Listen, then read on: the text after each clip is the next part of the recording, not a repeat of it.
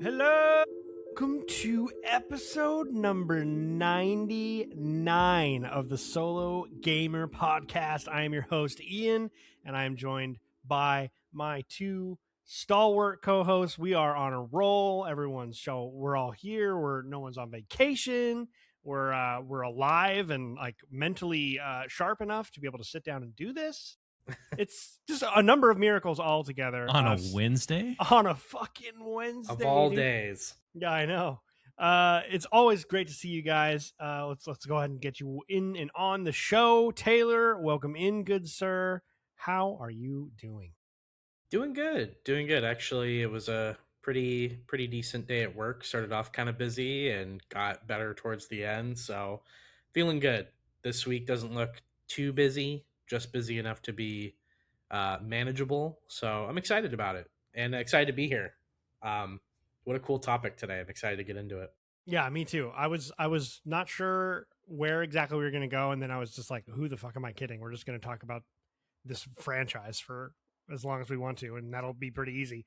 Kyle, welcome in, my friend. How's your week been? How you doing? Good to see you. Pretty average week, to be honest. Yesterday was a lot of fun. I know we're going to talk about it more. Outside of that, nothing to complain about, and playing a whole shit ton of marathons still. But, there you go. No, it's been yeah, I like the shirt, man. I really like the shirt. This is the one that Alicia got me. Everyone's gifting me marathon t-shirts all of a sudden. Kyle got me a marathon t-shirt, yeah. Which I immediately wore and is now in the wash. Same. Yes. And then so I still had this one. So I threw this one on because I'm always trying to add to my my game shirt collection as Your well repertoire. As my Ooh, okay. I forgot to grab it, but I'm going to get it at some point. At some point in this episode, hopefully I'll remember. I got the most random Xbox Series X game physically. That I couldn't even fathom that they would make this game physically on Xbox, and I had to buy it. I think I brought it in actually. I went over to your house to grab the bagels you guys had made me, and like I noticed it was actually kind of underneath the mat a little bit. I almost stepped on it. Oh, that would have been funny. And then like as soon as I grabbed it, I was like, "Oh, there's a game in here!" Like, thank God I didn't just crunch this thing. Yeah, that would have.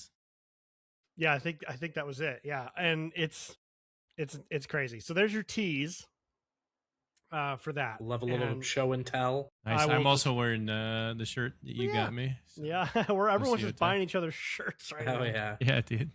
I was at GameStop, which is a crazy sentence I did not think I would say in the year of our Lord 2026 over here, but right.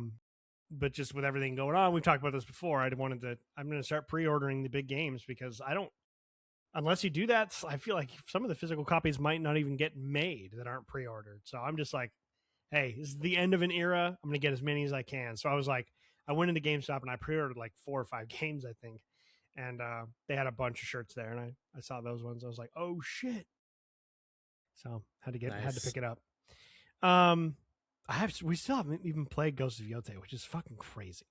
It's literally. I know. It's so. I haven't even touched it. I haven't even looked at it. There yet. it is. It's just sitting on my desk. So many games. I can't wait to get to it. We'll have to all play it at the same time. I feel like that has to be a thing.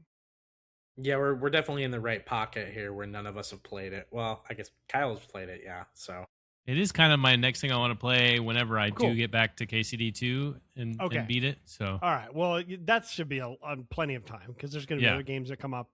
If it doesn't happen, it doesn't happen. But that would be cool if we did that. So today we're not sure like how to categorize this. Taylor was mentioning that it's kind of like a State of the Union. And I was saying it's kind of like a prelude to an experience point because Halo Campaign Evolved just launched. As of this moment that we're sitting here, it launched officially yesterday. And the three of us played for probably like 2.5 hours or so last night. We got through one of the best parts of the game, I think, which is that I think that first kind of third of the Halo 1 campaign is about as good as Halo can get sometimes, just from like the variety of maps and enemies and like how quickly the story is moving along and what's going on and like the way it pulls pulls you in. I really love the first like third of Halo. I think the middle is kind of where it starts to drag. We'll get into that, but we just wanted to talk about our experiences with this remake so far, like kind of first impressions, and we wanted to talk about Halo as a franchise overall, where it's gone, and our personal experiences with the franchise previously. Maybe we can even, you know what? I think we should maybe rank them. We can rank them if we want to. Now, it'll be interesting because Kyle's ranks will be based more on multiplayer, so the maps and things of that nature, and the different game modes and all of that. Like, I feel like that could totally change where you would rank them based on the campaigns. And then we'll have to get your ranking, Kyle, once we've played through all the campaign. Well, at least through the Bungie campaigns. So that'll be fun. So we'll see. Okay. We'll get to what we get to. Let's start off before we jump into kind of like an experience point thing, where we talk about our impressions of this new remade version of the original Halo. Let's start off a little bit with our history with this franchise. I feel like it's a pretty vitally important and like meaningful one, both objectively, but also for all three of us personally in different ways. So I think this should be pretty interesting. Kyle, let's actually start with you because I feel like we've talked more about what you haven't done with Halo than really what you have. So I would love to hear about your experiences with Halo when you first played it. Was it the first one that you played first? Was it 2? Was it your first online multiplayer experience? All of that. Just what you think of when you think of Halo prior to yesterday, I guess. Just kind of take us back into that, because I feel like Taylor and I will have a more similar conversation because we're kind of on the other end of it, or maybe I'm somewhere in the middle. I'm not sure. We'll find out. But yeah, just tell us a little bit about your history with Halo, dude. Yeah, man. I mean, this goes back a long ways. Obviously, released back in 2001. I can't remember exactly when I started playing it. I want to say I was like maybe like 10 or 11, somewhere around there. I went to my buddy, shout out Michael Zucker. I went to his house and I was hanging. This is around the age where I was just like at his house all the time. And which is like a common theme. I like make a new best friend and then I'm like, I live with you now. And you basically just live there. Yeah. But yeah, no, they were all playing it. It was really cool. So I think back on this and it's like a really special moment in time. You don't really realize you're in it, until afterwards and it's gone. But I remember coming over to their house one day, and his dad was an avid gamer. His older brother was an avid gamer, and so all three of them were playing Halo. And I'm like watching them play this shooter, and I'm like, dude, this looks like a lot of fun. I've never seen anything like this. His older brother would just bully all of us, though. So I started playing with them, and it would just be the four of us. Like that was my first experience of Halo 1, was just hanging out.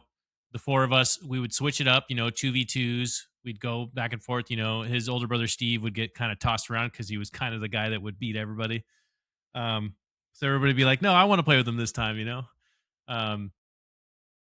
But yeah, no, that was my first true experience of it. The classic maps. I'm trying to think of like some of the original, what is there? Blood Gulch, right? Blood Gulch is the one that like stood out to me a lot.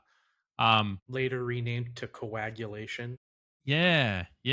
But with Halo 1, I didn't play online multiplayer really. It was mostly. I don't think there was any. I don't think so. Yeah. Halo 2 was the first one that had online. Right. Mm-hmm. Right. That does make sense because I was like, I don't remember ever doing it. I could be wrong about that, but I believe that's the case. Yeah. I'll look it up. You keep going. But I just think back on that time hanging out. Like, how rare is it that like the whole house, his dad, his older brother, him and me were all like playing Halo together, like completely different age brackets, like between, well, I mean, I've obviously I'm similar age to Michael, but his older brother was like, 8 to 10 years older than us. And then obviously then there's his dad as well.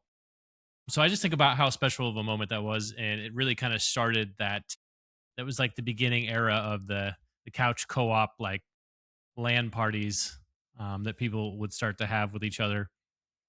Um, so that was my introduction to Halo, and then my buddy Jared is the one who kind of got me into playing online multiplayer with Halo 2, and I think that's when did the 360 did when did Halo 2 come out compared to the 360? A year before. So Halo 2 launched in 2004 and 360 launched in 2005. That's what it was, because I remember my buddy Jared was playing Halo 2 a lot more, and so I think this is when I got the 360, and it was like solely like the purpose of why I wanted to get the 360 at the time. Yeah, they're like almost exactly a year apart because Halo 2 launched in November 9th of 2004 and the 360 launched in November of 2005. So they were like literally 12 months apart. Right. Right. Yeah, that's perfect. But yeah, and this is like during an age where, I was really into football at the time and wanted to play football. I was, playing sports a lot even before I even got into like Pee Wee football. And so this kind of like scratched that itch of like wanting just to play competitively. And so it was always just multiplayer for me. I don't ever remember one time, all the times that I came over, that we ever played the Halo 1 campaign, like ever. I'm surprised that we didn't, because I was so obsessed with all the campaigns. Yeah. I wonder, I guess it's just like just whatever we ended up doing, it just wasn't that for some reason. Yeah, I mean, I think anytime we played Halo together, it was guys' night, really. Yep. Yeah, it was like, it was LAN, it was 2 Xboxes and 2 TVs. Yeah. And that was really Halo 3 mostly was our parties, which we'll definitely get into that, because that's like a huge part of my memory of Halo for sure. For sure. Yeah, so and then Halo 2, obviously broke the gaming industry yet again with it, going online multiplayer and playing competitively, and that just started to become like my obsession during that time frame. And then obviously you progressed to Halo 3, and that's when you, I think, started playing the multiplayer a little bit more too, and so we started kind of playing together a little bit more. But yeah, the small introduction of hanging out with family friends and being like, what is this? I've never seen it before. And then it started to kind of go into that, well, I want to start playing with everybody and like see where I stack up, and that was kind of my mindset about it. But you were good too. You were always among the better Halo players that, like, when you were really playing, like it was always like, I think we would even draw for teams, and anytime that I would get you on my team, I was like, fuck yes. Yeah. We're going to win. We're Number one draft pick. Yeah, dude. Legit. Dude, I spent a lot of time with Jared and Mason. They're the ones that really got me into Halo 2 at the time. And those two guys, I have to give them a lot of credit, because they just would, anytime we'd play against each other, they would just beat the shit out of me. And then anytime we would play together, it's like I just learned so much from them with playing Halo. And so I got to give a shout out to them, because they're like two of the best gamers I've ever been around. Yeah. And so I just can't take credit for being a good player, because I've seen them play, and I'm like, that's what I view as like a really good player when it comes to shooters. Yeah, it's true. It is amazing, like the skill. And I think that actually says a lot about Halo in and of itself. The skill requirement to be great at multiplayer was so vastly different from any other multiplayer first-person shooter that came after. And I think that's why it was so polarizing. I don't know if you guys remember that, but like there's a lot of people who didn't get early Halo experience that would go to Halo and be like, this game sucks. Because like it's like a little slower, and you've got the shields, you've got that low gravity threshold where it's kind of floaty. Yeah. And you've got all the knowledge about the different weapons and how they affect things. And like there's just so much more to it than just like who's the quickest to get the reticle on someone's head and pull the trigger first, right? Which is a skill in and of itself, but it's a totally different dance in Halo. And I feel like the skill I've always respected really good Halo players because it's like you have to learn so much. It's not just like your natural ability to move your mouse around quick, and it's controller based. Which I want to Taylor. Before we get to you, I do want to. There was a conversation we were having with Jordan, um, also known as Lord of the Cream. We didn't get a write in from him this week, so I had to find a way to get him in here so I could say his name. Work him in. He's getting ready for vacation. He or he's already on vacation or something. Yeah. It's always interesting, like the whole mouse and keyboard controller thing. And we were talking about how we found that it was actually easier for us to play on an Xbox controller for Marathon than it was mouse and keyboard. And that blew his mind because he's a PC player and he's been a PC player for a long time. And I think you can objectively say that aiming with a mouse is more precise than with a controller. I don't think that's really an argument, but I was thinking in that moment, because he was like, couldn't understand it. And to me, I was like, that's because we're Halo players. That's why. And I'm sure there's great Halo players who play on mouse and keyboard, but Halo did not come to PC immediately. It came later. And the like OGs like us who were 10 years old when the first game came out, we've been playing that first person shooter on Xbox controllers since day one. And I just feel like that's just like baked into the it's baked into the pie. It's like DNA now. Like it'll forever be more natural than a mouse and keyboard because that's just like where we grew up. Taylor, what about you, man? You know what? It's funny. As much as we've talked in as many episodes as we've done, we've talked about Halo. I don't really know, because you're a little bit younger than I think both Kyle and I, or maybe you and Kyle. Yeah, couple years. I think. Yeah, I'm younger than you guys by. It doesn't make any difference now, but in 2001, it makes quite a significant difference, I think. So, where were you? How old were you when you were introduced to Halo, and like, what's your sort of origin story with this franchise? Yeah, I love Halo. It's kind of one of those, it's crazy because it's kind of one of those like really formative like gaming experiences for me. Like there were like the really, really formative ones on like the PlayStation 1 and stuff like that. But then really like Halo is kind of like the next evolution of that. So it was kind of a signal to me, like kind of maturing as a gamer too. Also, like when you make the leap from that generation to the newer one, and the experiences I think got more mature too, and that's kind of where it all started for me with Halo. But yeah, back in the day, my uncle was kind of really big into video games, and I remember I would get hit kind of his hand me downs quite a bit.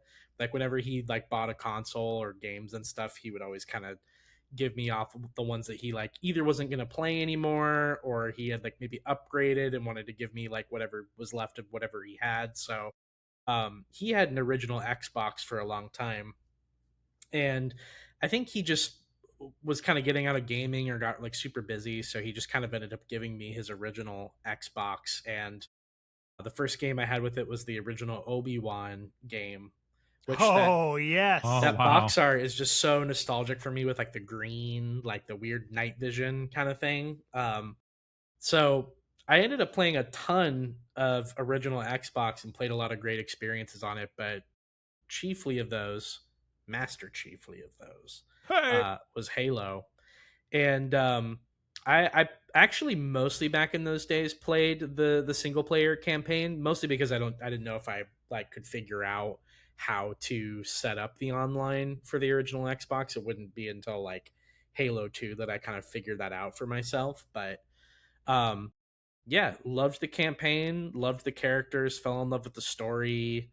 And yeah, I don't know, just was kind of one of those first, like probably one of the first person shooter experiences that I ever had. So it wouldn't be until probably Halo 2 that I got really into the multiplayer side of it and actually figured out for myself like how to set everything up, because as it related to like anything technical with my parents, they were like, you're kind of on your own, like you figure it out. So I remember upgrading to Halo 2 and like getting a really legit like Xbox Live orange controller with like the microphone plug-in and all that. So then I remember like specifically setting up my TV right next to the modem so that way I could hook the Ethernet cable in there. So it was kind of also one of those weird experiences where you kind of learn how to fend for yourself technology wise, and figure stuff like that out. Like I remember entering in like the DNS Yep. code and like Mm-hmm. hooking up the router. So, and my dad was just like, he was like, as long as you're not screwing up my computer or like the modem or anything, like feel free to do it. So I figured it out, and it was really cool. But yeah, I love Halo. Definitely one of the first experiences I had with first person shooters, and it's kind of funny, like you mentioned, Ian. I was thinking back to some of the people I know that were a little bit older at the time and like what first person shooters they were playing. And it's kind of weird how the destinies of like Call of Duty and Halo are so kind of intertwined, because I remember back in the day a lot of folks, like I think Jordan too also, I think his experience was more with Battlefield, but I remembered a lot of older folks playing like Call of Duty, like 2 and 1 and 3 and stuff like that on PC. So I remember seeing my friend's older brother play it all the time on there. So it definitely kind of seemed like if you were on consoles and maybe you were a little bit younger or so, like Halo was kind of your jam. But if you were on the PC side of things, you were playing with mouse and keyboard, and you were playing like Battlefield and Call of Duty. So That's a good yeah, point. I love those games. I've talked about it before. Combat Evolved has always been probably my least favorite of the Bungie games. I think just coupled with the fact that I was a little younger at the time and sort of played them for fun and didn't really think much of it. But like 2 and 3 are like really my bread and butter. Like that's like where I have kind of most of my memories associated with it. So yeah, it's a franchise that means quite a bit to me. It's the first online console game I ever played. Prior to that, I was playing stuff like RuneScape and later on like World of Warcraft. Not too long after that, like on PC. But like Halo was like kind of where it was at for console multiplayer. So I have a lot of very fond and formative memories with that franchise, kind of associated with just Halo. So um, also one of the things I was thinking of too that was kind of interesting, thinking about like people playing Halo professionally, and this like kind of stirred something in me, was I think Halo was also the first time I can remember like watching like a pseudo kind of like pro gamer live stream too, because you remember they had like the MLG. MLG was a thing of Yep. Halo. Mm-hmm. I remember Oh, yeah. seeing the tournaments and stuff, like the tournaments and stuff streamed on or not streamed, I guess, but actually broadcasted on was it Spike TV or something like Something, that? yeah, probably, because Yeah, they used to do the Game of the Year award too. that's Spike right. TV, they were horrible. So I Yeah, remember just seeing that too. That was kind of a first for me, as like, and eventually that would become stuff like Twitch and all that. So Right. kind of cool to yeah. see where that evolution comes from. The what is it? The Ogre twins. I just watched a documentary on them. They're like twin brothers who are like the best Halo players of like all time. They're like in the Hall of Fame. So cool. There's Yeah. one guy I remember. I was trying to remember what his name was. He's kind of a famous Halo player, but he went from like he was like a pro Halo player and then went to play Counter Strike later on.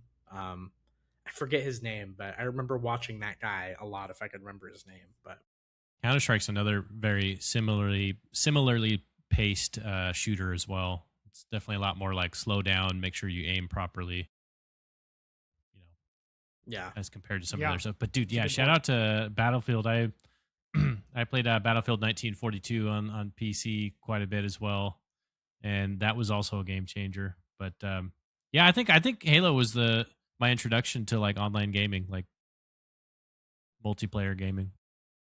Yeah, yeah, I feel like it was for a lot of people. Um, Halo's funny. I feel like it, even though it's as popular as it is and as well known as it is, I still think it doesn't actually get the credit, or like really. I feel like people don't understand what it did for console first person shooters, because if you think about when that came out, it came out in 2001. The like most recent successful first person shooter on consoles before that was GoldenEye. And GoldenEye's yeah, a fun Metroid game. Prime too, Yeah, I think that was later though, wasn't it? maybe slightly later. Yeah, I think it was a couple. I think it was That's a several long years later. time. Well, because GoldenEye came out in like '97 or '98. I'm trying to see when the original. Just because I'm just curious I now. want to say 2002. Yeah, November of 02 is when it came out. It's the Doom games, I guess. And Golden, but those are considered like PC games. I mean, even though they came out, those are not really considered console games, and those are very much mouse and keyboard DNA. Specifically, like designed for console, first person shooter. It was like there weren't very many that were like GoldenEye feels. I mean, if you were to play GoldenEye right now, I mean, it is rough. Yeah. Like it is very difficult. And if you were to plug in an original Xbox and put in the original version of Halo, it feels just as good and just as fun as what we were playing last night on Unreal Engine 5. Like, and it was that good right from the beginning. And it was that easy to pick up, and it controlled that well, and it looked that good, and it felt that good right from like day one. And every first person shooter after it, especially on consoles, took directly from Halo. Even if it didn't take design elements, maybe there's not shields, maybe there is sprinting, whatever. Like that stuff is whatever. Just the actual ability to like map a competent first person shooter experience onto a gamepad with two analog sticks is Halo. Mm-hmm. And I just think that's just a huge deal. And kind of going back to what we were saying earlier, like kind of like why I think we're probably just feel better with a controller even now.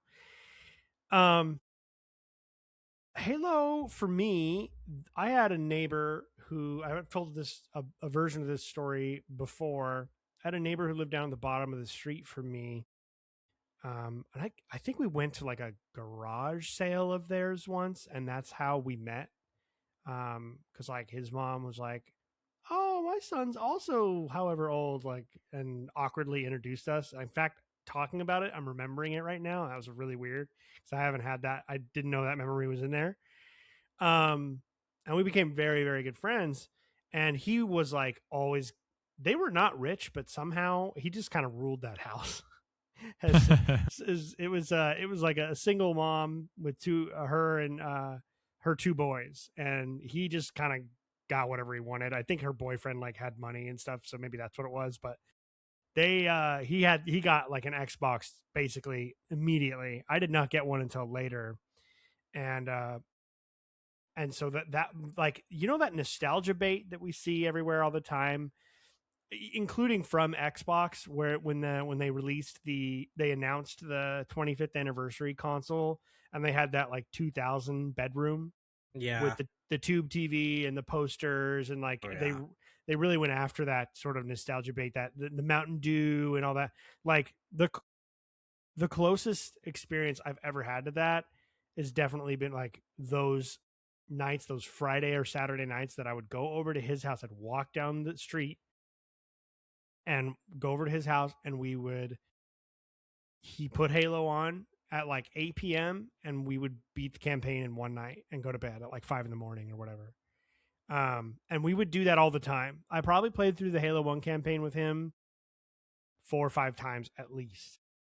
And we were just obsessed, and we just loved it. Like everything about it. The music, I think, is one of the biggest Halo music, and like the lore that kind of immediately just rushes into your brain is like similar to Star Wars or Elder Scrolls for me. Like I feel like the music is just as important to Halo as the music is to Star Wars or Elder Scrolls. Like those three 100%. For some reason, those pop into my head. Lord of the Rings too would be another one, like where the music is like almost as much of a main character as any character in it.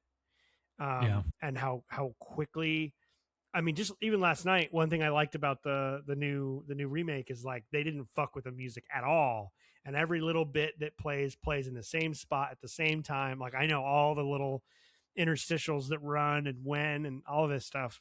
So that was really cool, and I think that was my kind of first experience with that. I was like with a real shooter other than GoldenEye, and stories, I think, in games. I mean, I'm trying to think kind of before the Xbox generation, most of the games, it's like Zelda Ocarina of Time has a story, but it's text-based and it doesn't have a cinematic feel to it. That's not a bad thing. It's just this like new wave of games that came out in the early 2000s. It was like Halo, and then of course you got Knights of the Old Republic, and on it goes. Jade Empire, BioWare was going off. All the Halo games had great. There's lots of great story action games that were coming out for those consoles, and I think that's so much of why I went down the path that I did of enjoying single player games, of enjoying the story and the lore, and like getting into Xbox because I had to have an Xbox after playing that. But my mom would not let me get Xbox Live. I did not play Halo 2 online. I told the story about I got the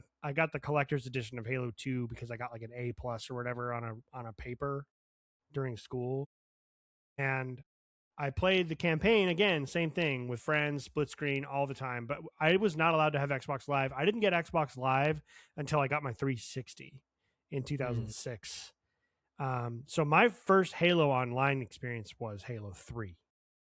So I didn't really get into so it's almost like the complete opposite from you, Kyle. Like I was like the other way around, where it was all campaign for the first two, and then Halo 3 was my first like online shooting experience, and that was incredible. I mean, we'll never I mean, I'm glad that there's not a lot of like recordings of what was being said by other human beings Oh man. Right. in those chat lobbies, because that was Digital a social footprint. experiment right there. Yeah.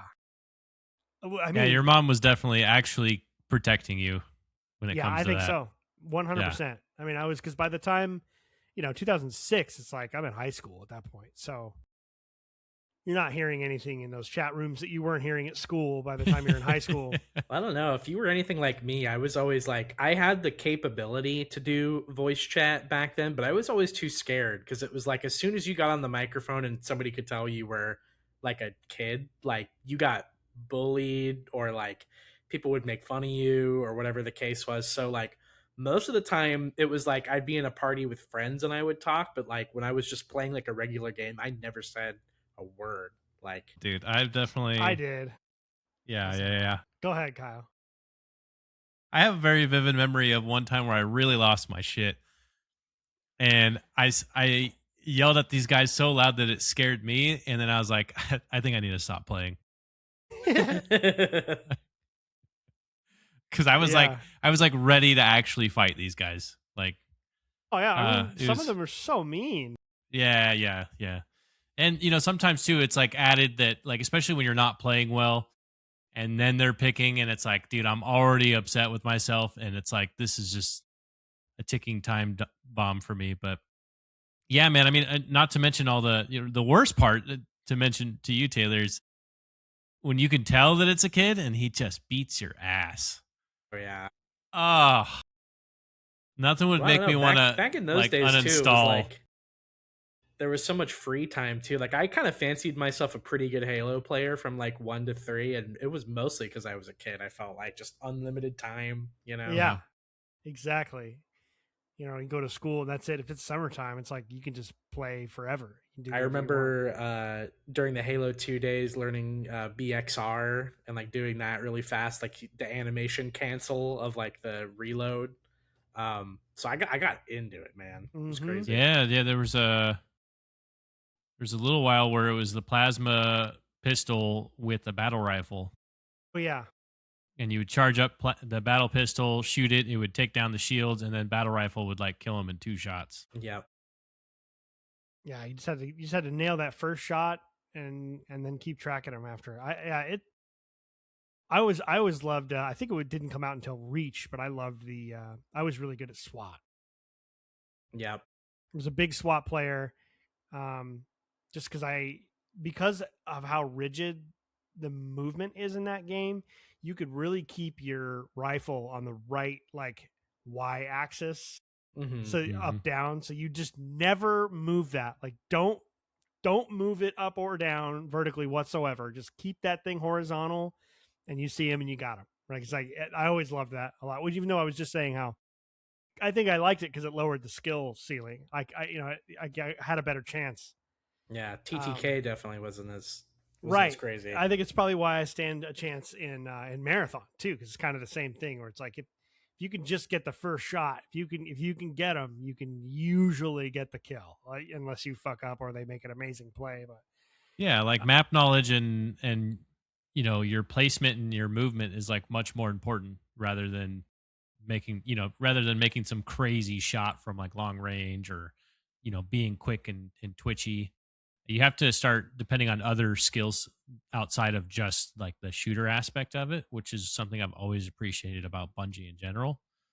Um, with how they made their shooters is very very different. And you know, you could say that it is lower skill cap, but I think it forces you to be more well rounded, in my opinion. Sure. Yeah, that's a good point. That is true.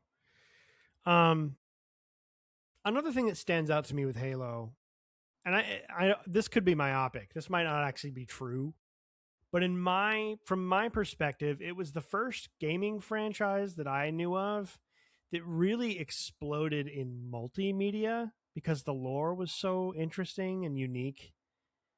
And I remember all the books coming out, and they were trying to make a movie forever, and it wasn't working. But I just remember like I remember all the books, and there were graphic novels, and I was just like, Halo was just everywhere, and I just soaked it all up. I was so into the universe and the lore, and it just kept getting better. Like it didn't. Some of these worlds get worse the more of a microscope you put up to them and examine them, and Halo just stands up to scrutiny really well, which I think happens to most of these like great franchises, these fictional franchises.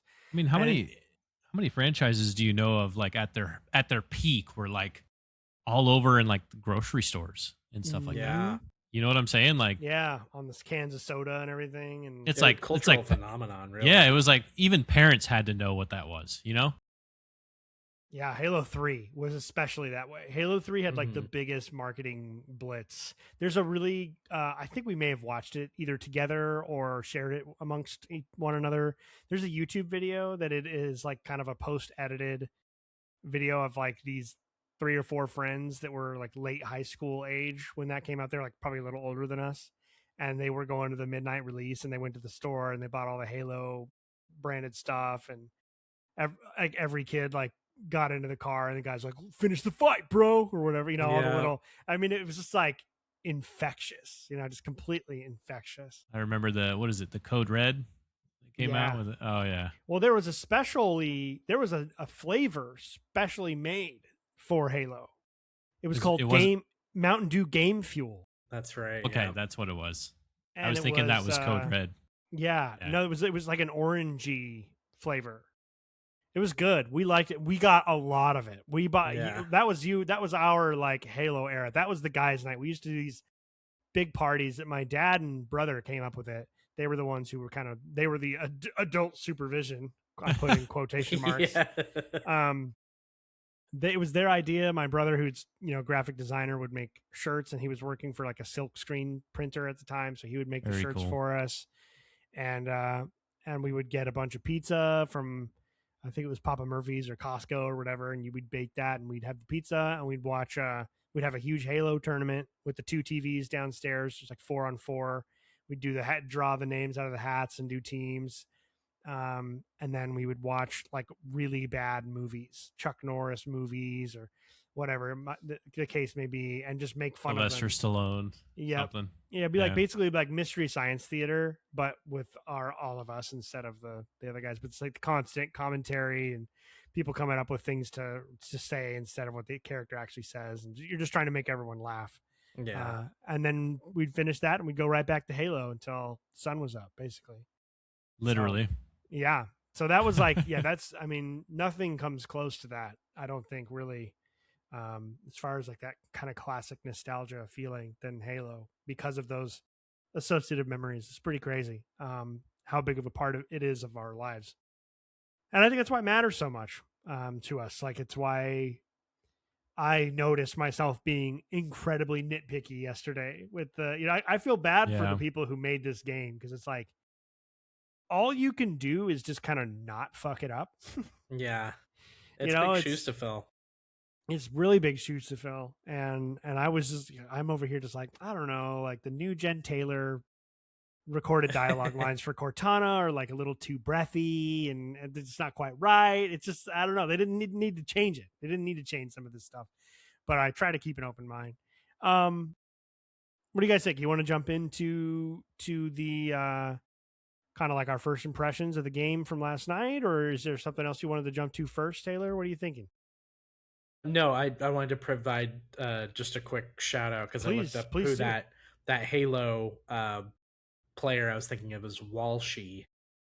You guys familiar? Oh, Walshy. I am not. I was not connected to that Yeah, he universe was at all. a professional Halo player, and then he went to, I guess, do esports, like general esports commentating later on. So he was the one I he was remembered. So if I remember him, oh, I do remember him. Yeah, he was under he was like there's like a lot of drama around him, I guess I should say. Um, because him and the Ogre twins were on the same team and they were dominant for years. They just kept winning yeah, championship after championship after championship, and he was Mhm. really good too. Um, but they broke up the band at some point because the Ogre twins just decided they didn't like him, and it was like a huge drama thing around that's so him. funny. I So don't know. anyway, I just quick aside, I had to shout him out because seeing his name, his like username, brought me back nostalgia. Yeah, that is funny. Heck yeah. Yeah, it's crazy. It's all the different avenues that could bring someone to Halo or keep someone in Halo. You know, it's like there's all of this. There's this whole world of online competitive professional multiplayer, and it's like the Forge. I mean, we didn't even talk about Forge. I was never really into that, but Well, that's right. that's like some of the first sort of user generated content Yeah, ever. I mean, Halo was just on the cutting edge of everything all the time. that's why it's so difficult for me to like. I know we're kind of jumping ahead a little bit, but like picking between Halo 2 and 3 as like the favorite. It's like Halo 2 just has so much nostalgia. That story is just so good. Yeah, But like yeah. Halo 3's got Forge and introduced like Rift Ball and like all these like Infection and all these crazy game modes. So, oh man, And you those know games. you gotta give Halo One a lot of credit just for opening the door. You know. Yeah. Yeah, I mean Halo 1 it's interesting because the online or not online, the local multiplayer, you did have the LAN parties. I think that's kind of what Halo 1 was the beginning of the LAN thing. Um and just for a video game to be able to introduce and tell a not just a coherent story, but like a really interesting story that has a ton of mystery and just has a very specific feel about it that doesn't feel like anything else, and you are wondering what's coming next and what is this world, and you're learning about the covenant, and just like you can just tell it's like one of those things where you just tell that there's a lot more here that you're not even seeing, that they took the time to. You think about like Lord of the Rings or whatever, and if you read the books, The Lord of the Rings, there's a shit ton of detail in there, and it's barely even the tip of the iceberg. That story is this one small little iota that's built on top of this massive universe that was created with multiple languages and thousands of years of history and different cultures and all, and it's like down to the smallest detail it has been in some way considered or written, and like Halo really has that, and I think that's why it feels that's why the campaigns are so good, because you feel like you're taking part in one small little piece of this overarching story that was already happening before you started, and it keeps going after. um, Especially if 343 didn't get their way and we didn't have to like kind of introduce their stuff into the you know, of course it all something always has to get ruined at some point, but um yeah, Halo 1 for sure. I mean, Halo 1 is probably my favorite campaign. I don't think it's the best. I think it's probably the worst of the three, objectively. But it was also just like it's just sort of the same way I feel about Fellowship of the Ring. There's something special about The beginning. the beginning, and like the how you're brought into this whole thing, and like what, you know, especially what but once you find yourself at the end of Halo 3 looking back, it's so much more. Halo 1 is a lot more mysterious and just sort of awe-inspiring, and it feels ancient, and like, I mean the word epic, not like the way we normally say it, like, bro, that was epic, but like an epic. It feels The like Odyssey. like a space opera, you know. I mean, it really does have that like weighty, holy shit, this is crazy. And obviously as you learn about the flood and you get the whole like survival horror aspect there in toward the end of the first campaign, I mean, it's just like it's just too good. I mean, it's just perfect to me. And then yeah, I mean, Halo, the story itself, like the character parts of it, keep getting better with each game. I mean, I think with these great universes, they hold up if you zoom out, and they continue to hold up if you zoom in. And so you start with the backbone being kind of the relationship between Cortana and Master Chief, and Master Chief barely has to say anything, but you still completely understand and believe that they're closer than you can really even imagine by the end of the third game. And the way they speak to each other and the things they say is it's just so well done. I mean, the writers, like the writing in Halo is so fucking good, and that really comes out in Halo 2 as they bring in the Arbiter and you learn more about the Covenant, and like just the dialogue written between all those characters is just like so fucking good. So yeah, I can't wait to keep getting into them. I'm excited to replay them. I've replayed these games like, I don't know, somewhere between 1 and 2 years. The campaigns are just so fucking awesome. So yeah, so there's Halo 2, Halo 3. I'm excited to keep playing through them. So here we are. We're revisiting Halo now. This is kind of why we're doing this episode. The remade in Unreal Engine 5, which is an interesting detail. Why don't you guys just give us the first little impressions? Kyle, I want to start with you. I don't exactly know how much of which campaigns you have played. So, and it's got to be, plus you don't really, it's probably not quite the same when you're playing with 2 other people and there's like, we're talking sometimes over stuff and you're maybe not hearing every bit of dialogue or whatever, but how much of the story are you aware of before kind of starting this? And what are your thoughts so far? Not about the remake really, but just like anything that you hadn't seen or had seen before, whatever the case is, like, what are your thoughts so far on like the setup and the story and the feel of the actual story campaign so far? Yeah, I'm pleasantly surprised because I know that I've kind of talked about it before, and don't come after me, Halo campaign heads, but um, just wasn't really interested in it at the time, and it was just because of the introduction to multiplayer was my first introduction, and it's something that I grabbed onto pretty quickly, and so I was just really all about trying to min max difficulty in a sense.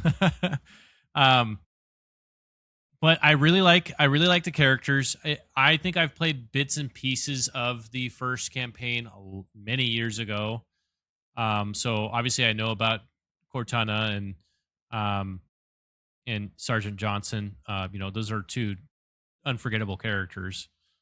I did feel like I don't remember much of of the original Halo 1 campaign, but there are moments where Cortana is like trying to be funny and like too hard, and I was just like, I could do without like the Avengers type, script. I'm okay without it. I don't mind trying to be a little funny, but that's always been like a weird pet peeve of mine. If it's just like, one liner after one liner of like just cracking jokes, and I'm like, all right, we don't need that in every interaction. Um, and then I didn't really know Sergeant Johnson to like the voice actor for Sergeant Johnson too well previously, so I can't really say too much about that. But I first impression was like this. I like this character just because of that like classic like military sergeant, like kind of just gonna kick you in the shin, punch you in the face, and just like get you ready for battle. Uh, I really like those characters in any movies that I've seen or anything like that. Keys, I'm really interested in Keys. Especially I really liked, you said that they added it to the story, but the handing off the pistol, um, Mentioning his daughter. mentioning his daughter, I thought that new. was like was that. cool. That added a lot of depth to him and like why he is the way he is. So if that is new, like that was smart. Um, the campaign just overall like story wise has been very interesting, and I'm definitely pleasantly surprised because I always had kind of low regard for the campaign, and I don't know if that was just because I was That's so weird to me. yeah. Not that you didn't play it. That's I do understand that, because I remember just what you were interested in then. I think that makes complete sense. But just the idea that there was like somehow all of the noise around was like somehow muted, and like you were convinced that it wasn't good, even though it's like considered probably the best example of a single player first person shooter campaign I don't know series ever. You say the noise, but for me, like the noise around me was that the campaign was not good. There wasn't that I wasn't listening. No, I'm just saying, I'm surprised that was the only noise that you heard, especially because we were so close for so long. You know, and well, because I had always known that you played them. I just guess I don't remember. I don't either. Touting about it like highly. You know. Yeah, maybe we just didn't really. I thought it was like that was before I started evangelizing things. Maybe. Yeah. Well, the interesting thing I feel like for me too is that like I always kind of looked at, and maybe this is just the difference between like me and other people like playing games with like that multiplayer aspect of it, but I almost looked at the campaigns as like you played through that in order to kind of like have you learn the controls and like get used to the difficulty, like interacting with the AI to like jump to what would be like a player or something like that. Use all the different weapons, learn how to drive, all that. Yeah, and even then too, like I remembered also like if your friends weren't online or whatever, like you would maybe like jump into the campaign like for like an hour as you're waiting for your buddy to like get on. So I don't know. It's interesting too that like that just you hadn't been able to jump into it before that too. So yeah, it's really cool. I would have thought curiosity, like just pure curiosity, would have got the. No, dude, I'm trying to shoot other humans. You're right.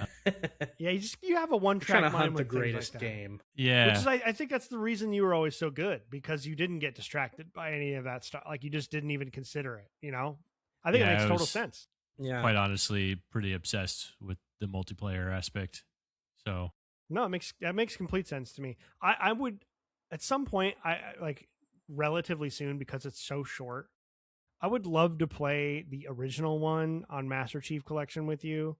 I think the vocal performances are better. Even some of the quippy stuff that is in it. I don't know. I'm just finding the performances, even from I'm glad they kept a lot of the same actors. They didn't keep all of them. Obviously, they probably couldn't.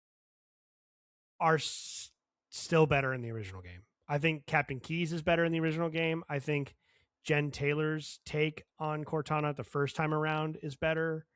Master Chief's not really any different, because he just says like 4 words at a time maximum. And sometimes that plays into the comedy too. Like, you know, like his brevity and just dryness. And there was a little bit of that. And I guess the only thing I would say is that it was before that was overly done. Like some of that kind of dialogue was really fresh and interesting in 2001.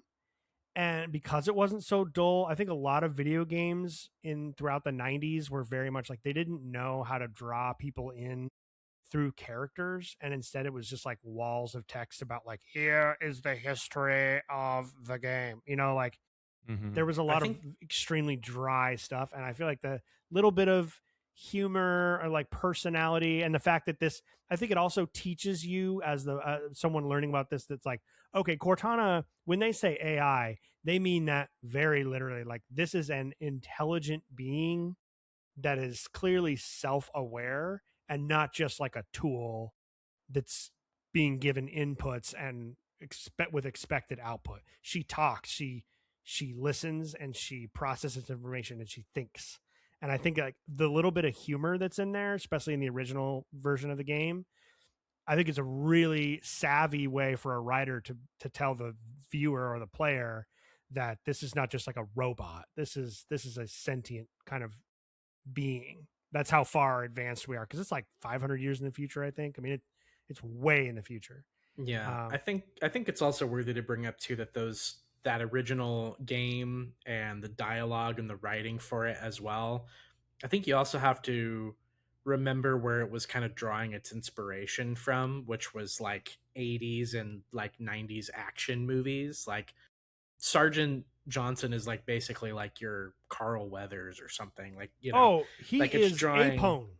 Yeah, he is Sergeant Apone, taken straight out of Aliens. I mean, it's the same character. He looks the same. But like, you know, it's it's drawing upon all those like Commando and like yeah, like Aliens and stuff like that too. So it's drawing its inspiration from a completely different pop culture time, you know, too, and especially now with like the Marvel movie like cultural thing that's been, you know, like post like 2010 too. I think that it's interesting to see them try to kind of attempt to do that, but not exactly meeting the mark.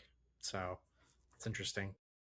Well, I think the whole Marvel writing thing, there's a couple parts to that, right? One is that you can have too much of a good thing. And we're just at the point where, because I remember watching the original Avengers in theaters Mm-hmm. and liking it. It was 2012. I was laughing. I thought it was funny and I enjoyed it at that time. And then they did it like 42 more times.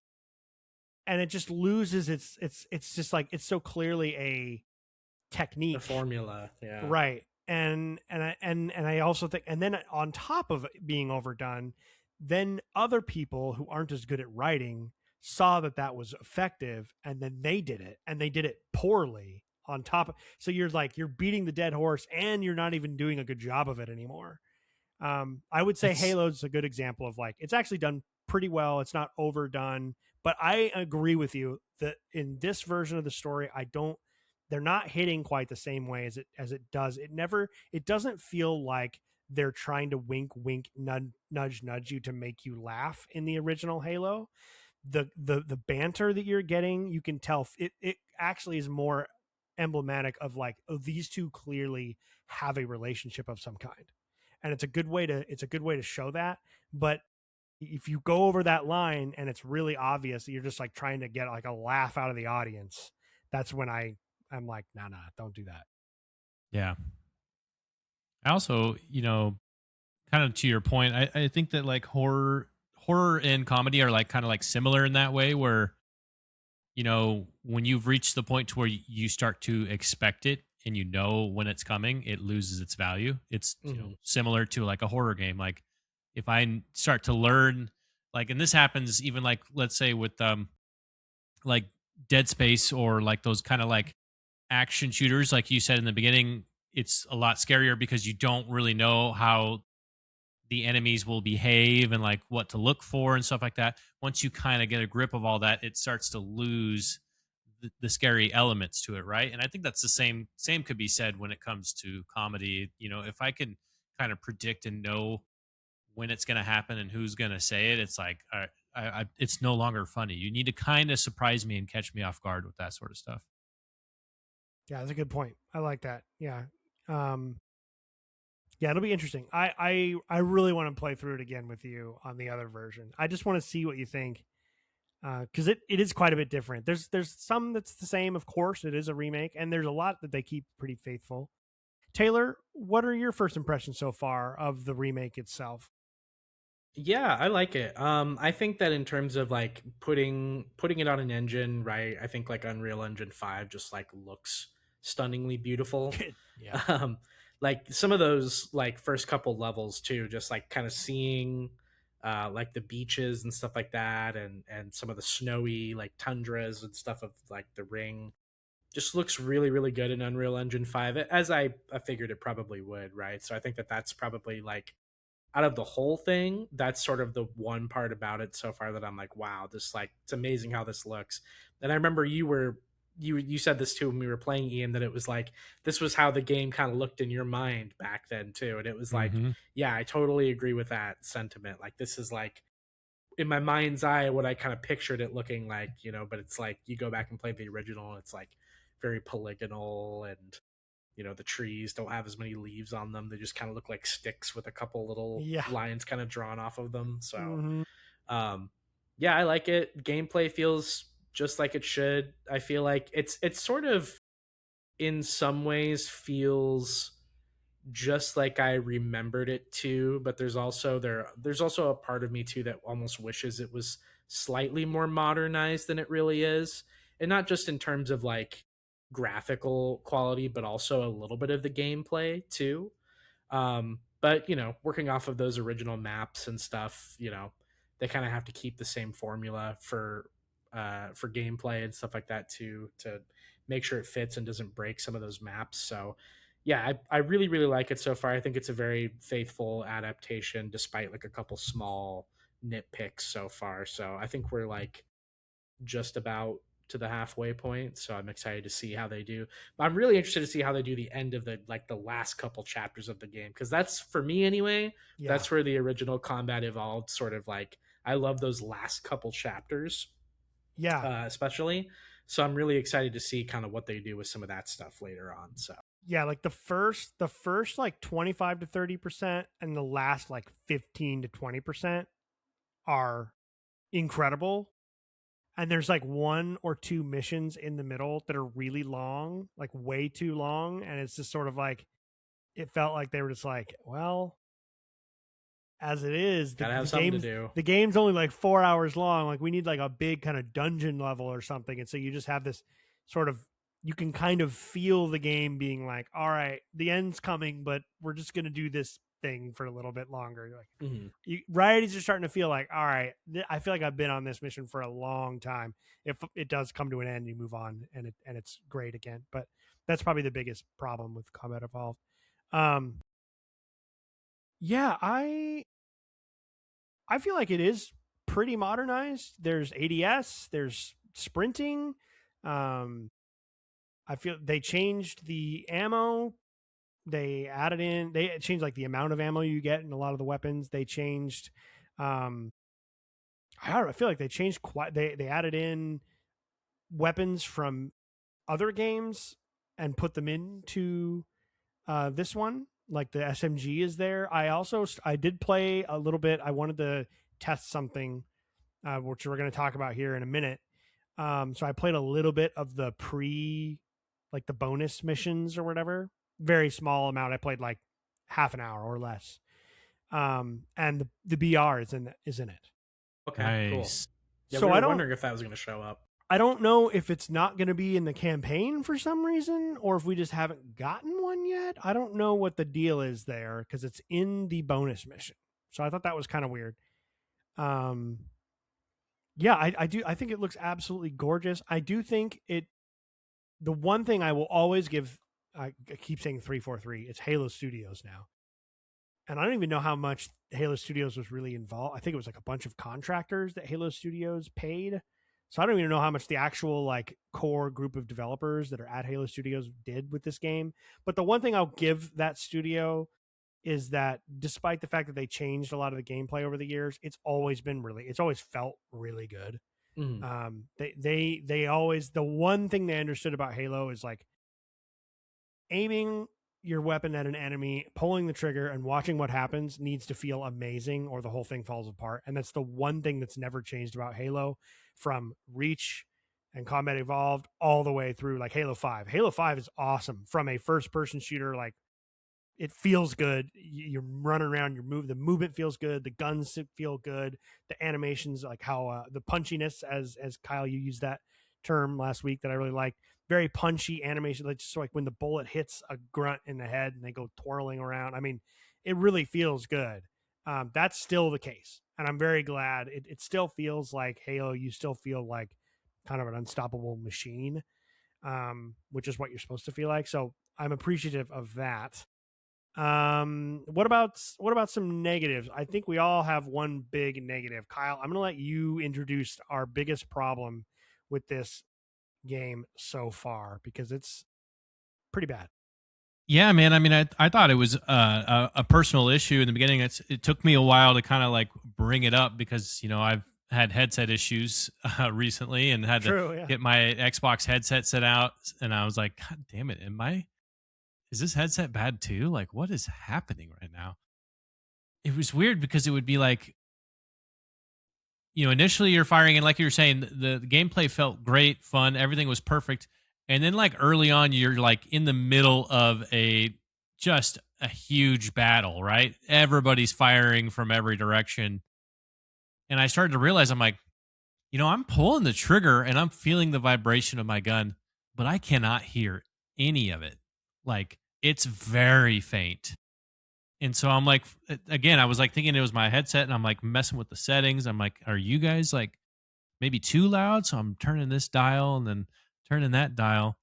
And then I was just like, I don't know, guys. My gun sounds very quiet. I was so glad you said that too. In the moment, Yeah. I'm like, dude, like, and like you get in certain vacuums, right? Like you get into one hallway where you're the only one firing and you're like, oh, that's how it's supposed to sound.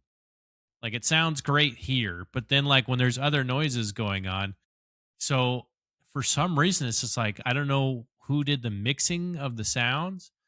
But the gun is just like in the background of like everything.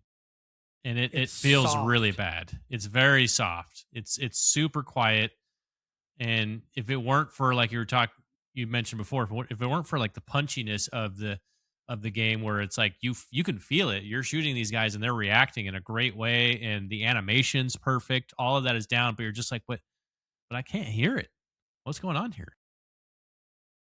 Yeah. Yep. And when you mentioned that, I was like, I was thinking something didn't feel right, and you pointed it out, and it was like, oh, that is the problem. And I started up the bonus missions, as I said, and I had it on I have a pretty nice sound bar and subwoofer, as good as you can get on it, the sound bar at least. And I turned it up loud, and it sucks. Really? It's an issue with the mix for sure. I don't think it's a glitch. I just think it's, I don't know, an oversight.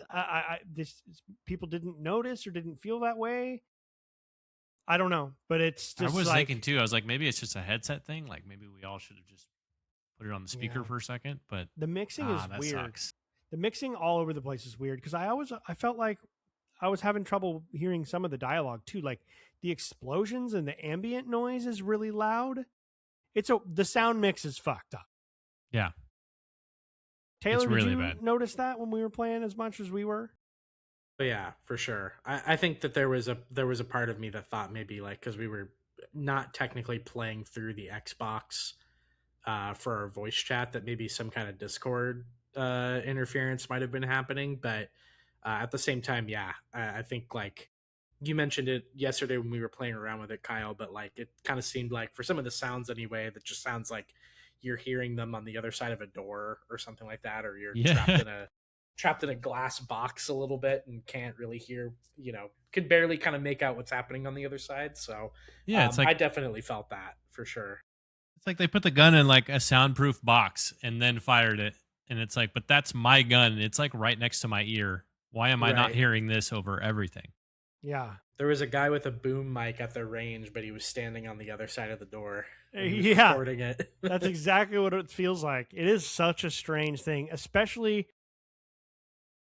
This is tough because just the more we talk about it, we were talking about the original games and we were talking about our histories with them, and now talking about playing this.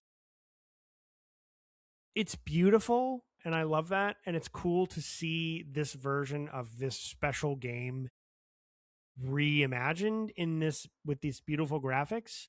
But what I'm really feeling, despite the fact that I feel like it's a quality remake, like even just now I was like, oh yeah, this is cool, but Kyle, we should play actual Halo 1 after this because it's better. I just think it's better. I think it doesn't even matter that it's older. It just, and they did the anniversary edition, which is like a soft like remaster basically, and it just kind of helped punch up like the textures and brighten up the colors and things like that.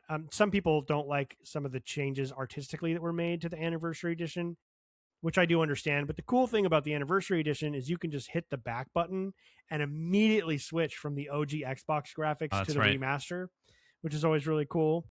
But there's just like the assault rifle, the classic Halo 1 assault rifle had 60 rounds in it. And it was almost more like a submachine gun, and it had a really crunchy, loud sound effect. And it just ate through motherfuckers. It's still my favorite singular weapon in all of the Halo games. This is the original Halo 1 Combat Evolved assault rifle. And so I just feel like that kind of got removed a little bit. And all the new dialogue, not even new dialogue, there's some new stuff, but for the most part, just like the newly recorded lines, just don't think things really needed to change that much. And I almost would have been okay if they could have just kept and maybe like pumped up the original audio and not changed any of that. Like I almost would have been okay with another anniversary edition that was like yet another really nice remaster that was just the OG game playing, kind of like Oblivion does, where the game itself, the engine is running the original game and then it's like channeling the visuals through Unreal Engine, but nothing is changed underneath. I think I almost would have preferred that. Even though I appreciate the effort, I appreciate they were like, hey, let's bring Jen Taylor back and have her do all of the Cortana voice lines. And I just feel like you can hear her being like, ooh, I wish I would have said it like this. And it was like, you didn't need to change anything. Your original performance was like literally perfect. Mm-hmm. So that's, I don't know. It's weird because I'm looking at it and objectively, I do think it's I don't think it doesn't feel like a shitty, low effort cash grab. No. Do you guys feel that way?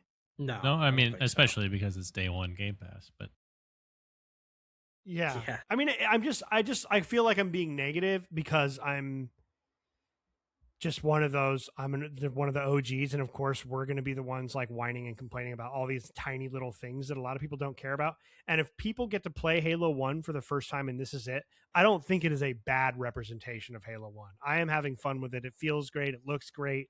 It isn't bad. I'm just over here like, I just don't really think this needed to happen. Mm-hmm. That's all. Yeah, I mean, now that you're talking that way, I guess my question would be for the both of you guys. Well, we haven't even finished it yet, so maybe we should ask this later, but I'm going to ask now. And just think about it if you don't want to answer now. But do you want them to start doing this for Halo 2, Halo 3, Halo 4? Or would you rather it, like you were saying, Ian, just touch up those originals?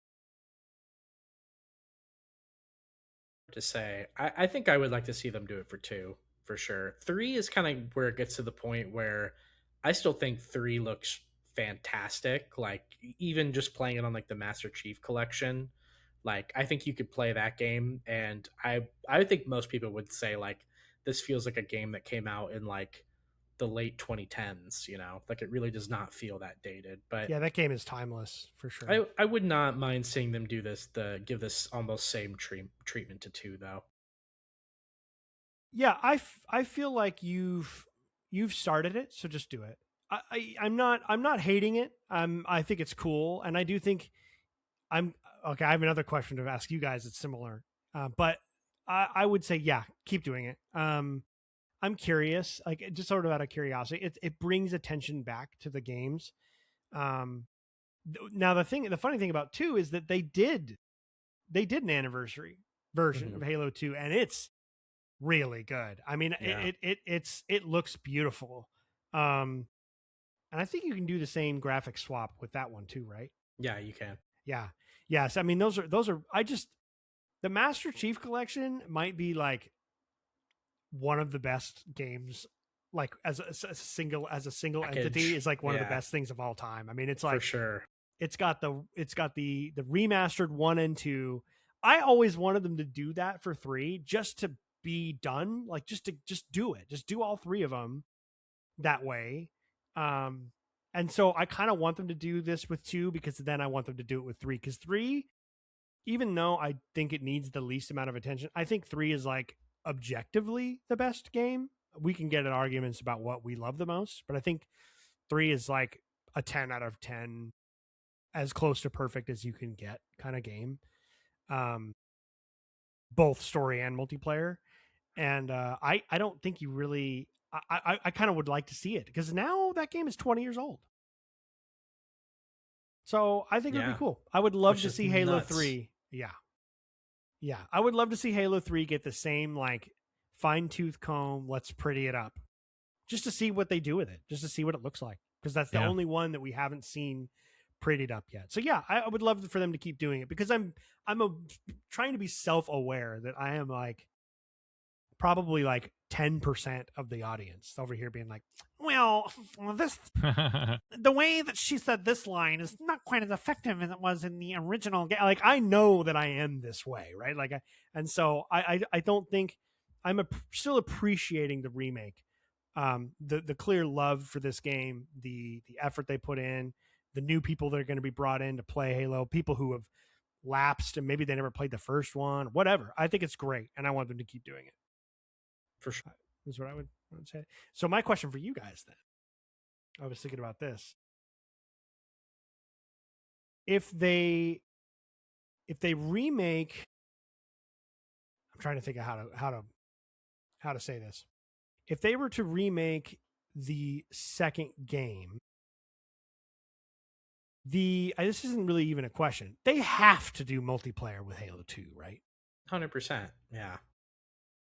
I even think it's a massively missed opportunity to do it with 1. And even then, like, it almost feels like it's not that they couldn't do it for 1.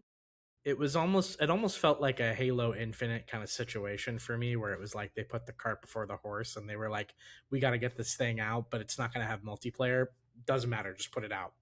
No evidence to show for that, but it definitely feels like this should have launched with a multiplayer suite of some kind. So, yeah, I agree. Kyle, if they launched a Halo 2 remake and they had a full multiplayer suite with it, with all the original maps redone, like, would we ever see you again? No, I mean, I would definitely play it pretty heavily. There's definitely a few maps that I would have to like get a lot of games in on. But I don't know about that. I mean, I feel like that's kind of a,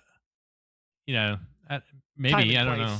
It's a time and place, but I also don't think it would catch on like crazy. And maybe that's why they're hesitant, because I think that there are some real concerns of like, maybe there's not that many people that are going to play it. And like, why would we invest all this time and money into something that people are going to like maybe play for like a couple weeks and then be like, well, that was fun. I remember when that was what we all wanted to do, but like, right.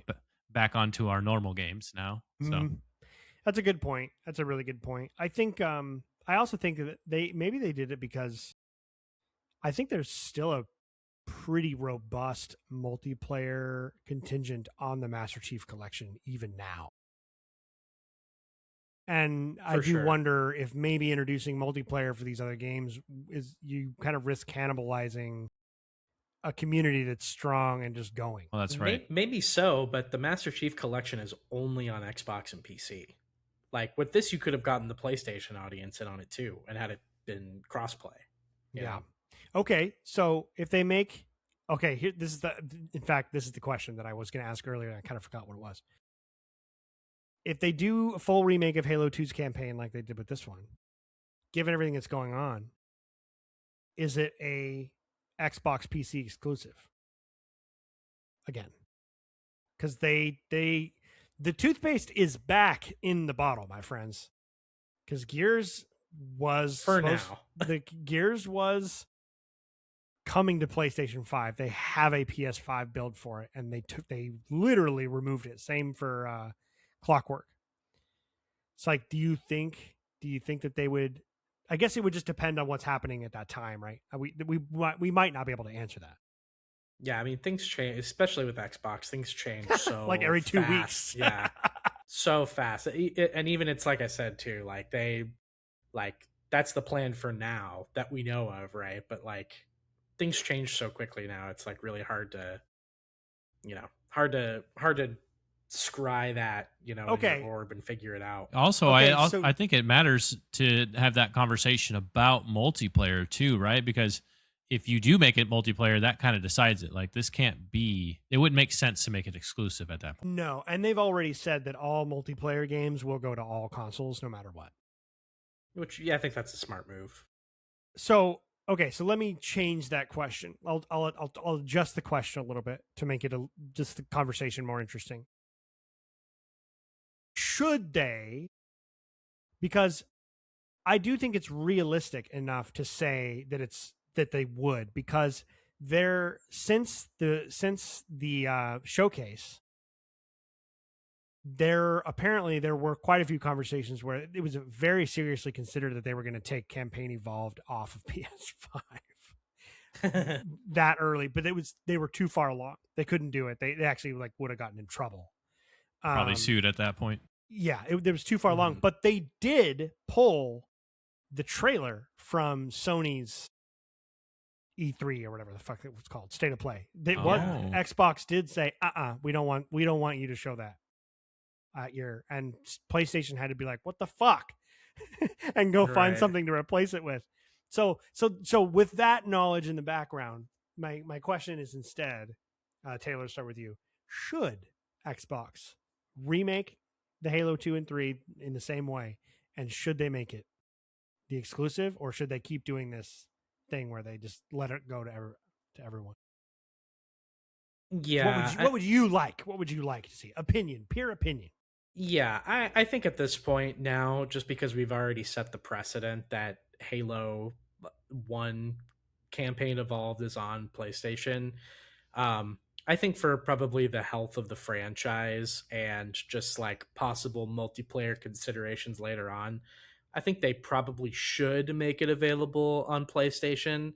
It's kind of one of those things where, like, if I was in the boardroom, with Phil Spencer and everybody, like when this decision was being made, I would have been like, no. Like, I think that like having Halo on PlayStation, it's kind of like Phil Spencer said, or whatever, or Sarah Bond or whoever it was at the time said, like, if we lose Halo, we lose our way. So like, you've already got your mascot flagship game on another console. It just doesn't make sense now to backpedal on it. So like Gears, I feel like is a little bit more forgivable because it's always been kind of the silver medal franchise of Xbox, even for as important as it is. Like, it doesn't feel as crushing of a blow, weirdly, to have that on PlayStation. But now that Halo is here and like there's already precedents set for it, I feel like you probably just have to now. So it's probably what they should do. But like, if you had asked me this question a year ago, I'd be like, absolutely not.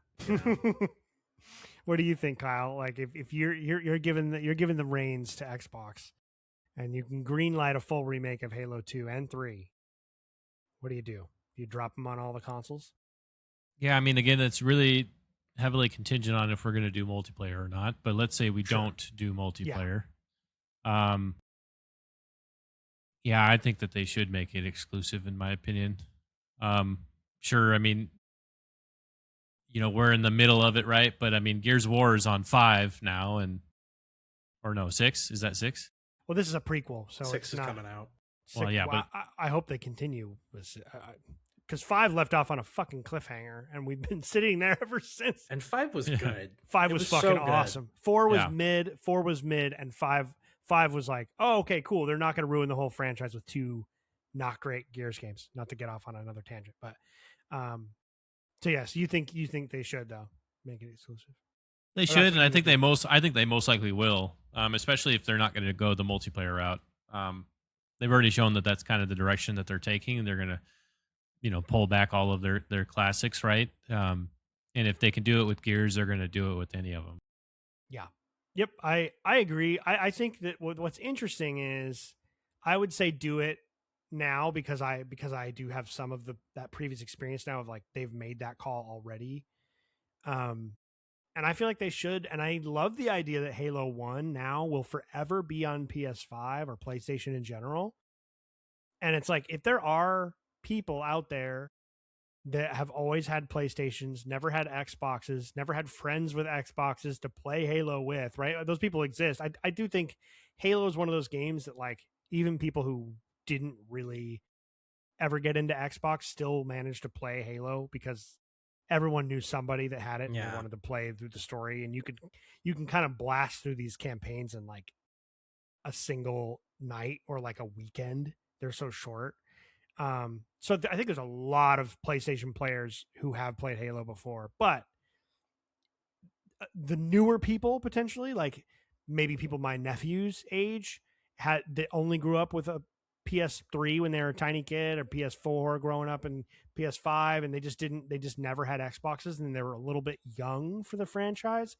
They play Halo 1, and if they really like the campaign Evolved, and then Xbox has had time to somehow turn things around. This is a lot of ifs right here. Big ass ifs. Yeah.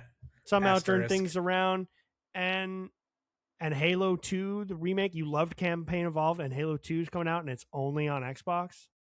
Halo 3 comes out and it's only on Xbox and PC. You're either getting a PC, because I feel like that's kind of a smart move for a lot of folks right now, or you're getting an Xbox if you really like it that much. I feel like it's sort of like a seed planting of like, hey, here's some of the cool shit we have over here, and we're finally like doing stuff right again.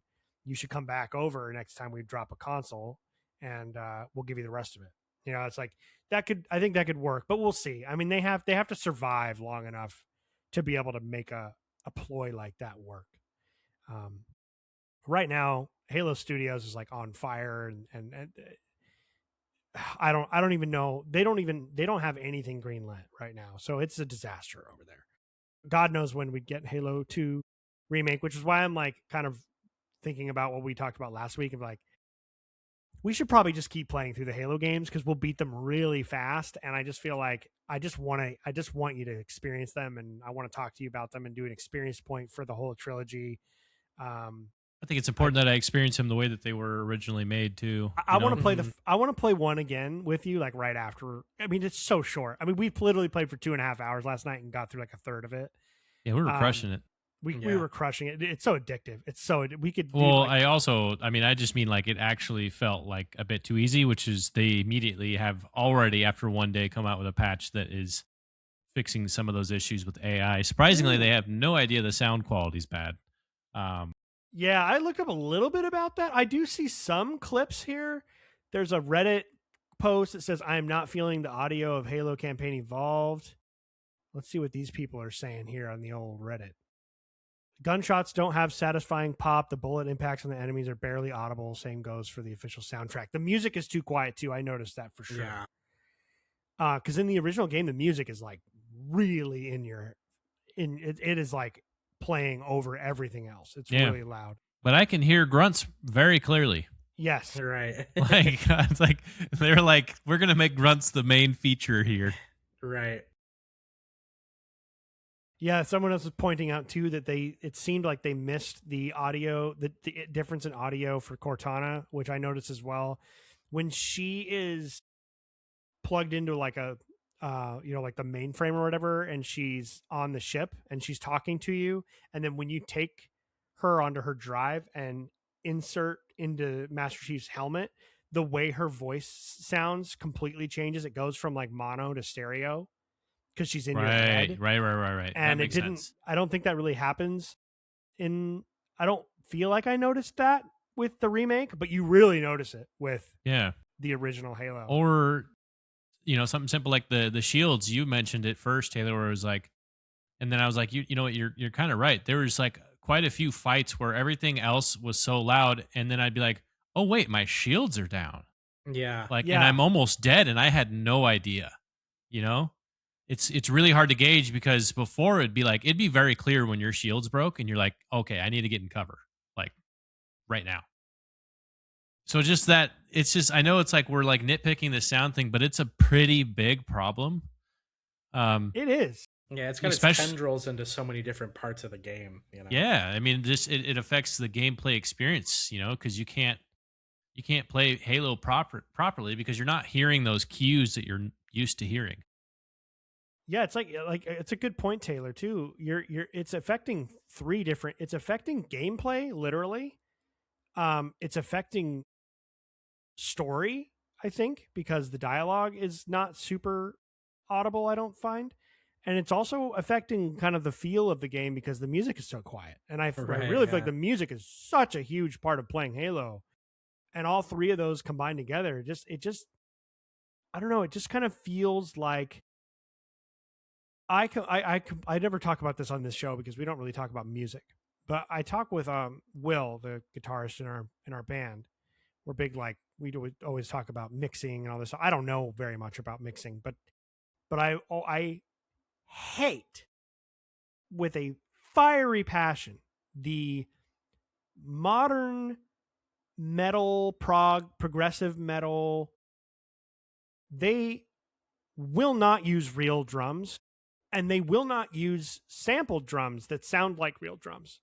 There is like this obsession with so many metal bands, including bands that I really enjoy, using this fakey, sterile, mass-produced sounding drums. They're just horrible. They're just mush.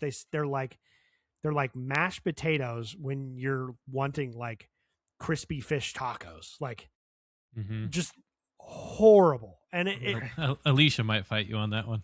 Yeah. Well, that's why I made the statement of like, you think you're going to get like a Baja fish taco like at the seaside, and instead it's filled with mashed potatoes. Where like that would be the only way that mashed potatoes could ever be a bad thing. I just heard like Alicia, she pops out like voice. Right here. What's wrong with mashed potatoes? I can totally. You're right, dude. That's absolutely true. And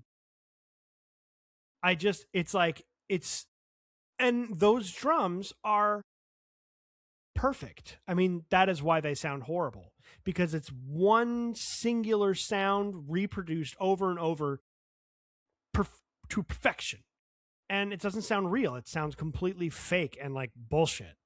And when you get either like really truly recorded drums with mics, which is very hard to do and make it sound good, or like in the case of I'm always so thankful to Will. He does all of our mixing and mastering and sampling and everything.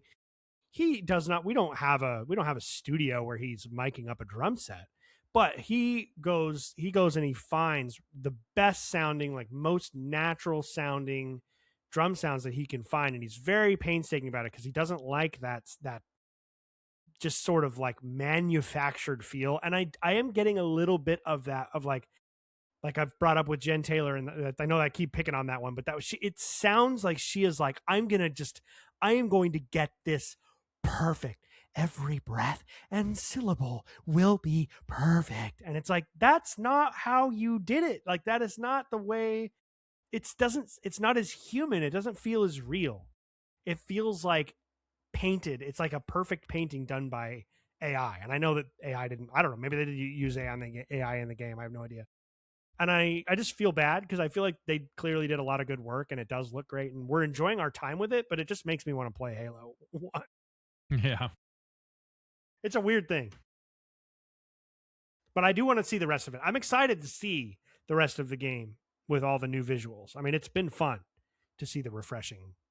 Oh, yeah. The Unreal 5. The Unreal 5, the lighting, I think, is the one thing, if I could keep anything, is the lighting. Just the shadows, the sunlight, the like neon lights, all the little like floor lights, the lights on the elite armor, all that. I mean, it looks incredible. I definitely will give it that. What else? What is there? Anything else you guys wanted to cover with this, with the remake, or with just talking about Halo in general? No, nothing I could think of right now. I feel like we kind of covered it. Yeah, that's pretty much it. I mean, we only a couple hours into the. Like what, 2.5 hours? Yeah. Solid so 2.5. And it's more to come. Really fun. It's a lot of fun. The gameplay is still a lot of fun. You know, as much as we complain about the sound. So. Still Halo. It still feels like Halo. No doubt about it. I will definitely like happily play this version of the game at some point. It does feel weird though, because it's like I feel like I probably won't play this again until like the other ones, if they remake the other ones, because they'll feel more connected. Because I love the Master Chief Collection, because the first and second one got remastered, and the third one they kind of got remastered to like the level of the third one. So it feels very consistent across the board. It feels very nice. You go to one game to the next, to the other. You're never being shocked. Like, I feel like we went straight from Campaign Evolved into Halo 2 Anniversary. Be like, whoa, you know, like kind of a downgrade here. Right. So it'll be cool to maybe play through Combat Evolved and go from there. Before we log off, Taylor, you were discussing maybe just kind of thinking out loud for a few minutes about what we want to do for episode 100, and anyone listening to kind of listen to the ideas that we're having, the things we're talking about, and pitch your own ideas, or kind of help us figure out what we might want to do. Get us started on that, maybe for like a 30-second thing. Just talk about like 100 episodes of the show. Like that's so insane, right? If you think about that, I'm gonna go just, I don't know, just reminisce for like 1 minute. I'm gonna go get the game, the insane physical game that I can't believe exists that I bought to show you guys to pay off the teaser from earlier. So I'll be right back. Yeah, sounds good, man. 100 episodes is just nuts. It's kind of one of those things where it was like hard to believe we started it, or I guess you and Ian and Arthur started it back in 2019, but I didn't really join the fold until 2020. So yeah, it's just crazy that we've been as consistent as we have been, even with taking a couple breaks here and there for, sometimes 8 months at a time. I think we took like 10 months off, I think, at one point in time between. So we haven't always been the most consistent, but I found this most recent, iteration of the show, having you on, Kyle, has been really cool to get your perspective on things. And like, I even remember even prior to episode 60, which I think was our, it's kind of weird to break our show up into almost eras. It feels like episode 60 and beyond is almost like the after the common era. Before that is like before the common era kind of thing. So yeah. Yeah, every once in a while I'll go back through our catalog and just listen to some of these episodes because some of them are kind of time capsules. It's very interesting to go back and hear some of those episodes that came out like right around COVID, to just kind of hear what we were thinking, like what we were talking about, some of the games that were coming on around that time.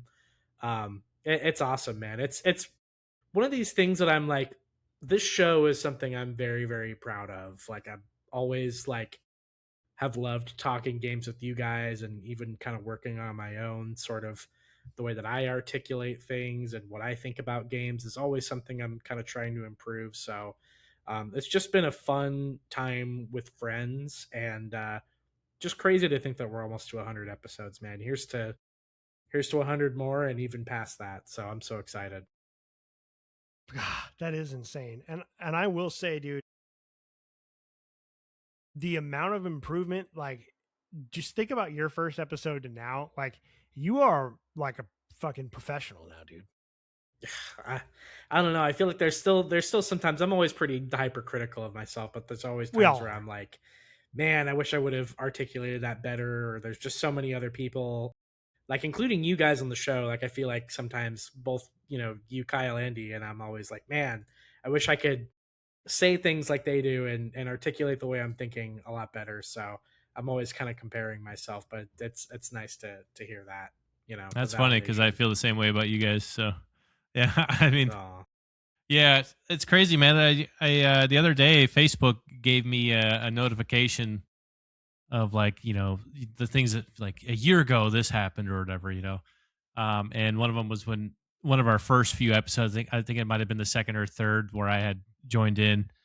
I had like shared it on my profile, and I was like, man, it's been like over a year now. That's crazy to think about. Yeah, man, it's been a lot of fun.